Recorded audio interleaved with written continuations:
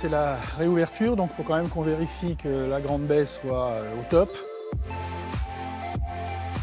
Il y a plusieurs espèces dans ce grand bassin qui sont à la fois des bancs de poissons, des requins gris, mais il est vrai qu'il y a un animal qui est assez emblématique, qui est une raie manta géante, qui aujourd'hui s'appelle Charles. Alors, petit clin d'œil, raie Charles.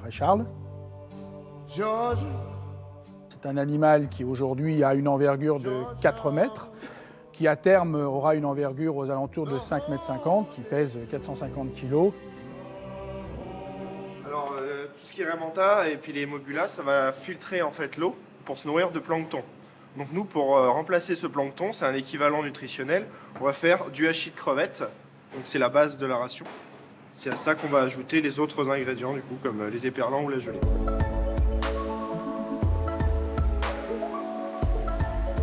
On est toujours forcément émerveillé quand on a la chance de s'occuper d'animaux de cette espèce. Donc ouais, c'est toujours un petit moment partagé avec l'animal privilégié.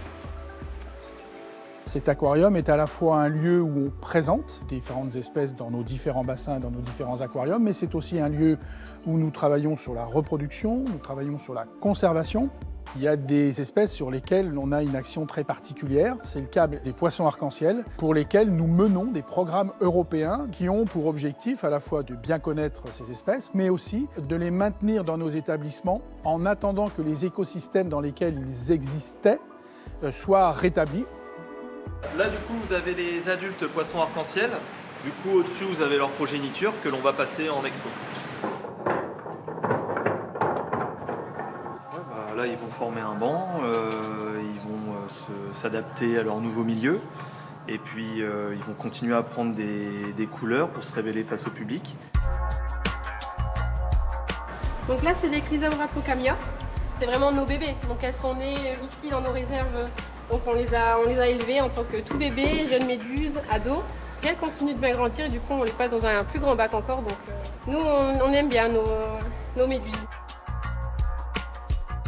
Alors là c'était les derniers petits hippocampes à retrouver leur bassin.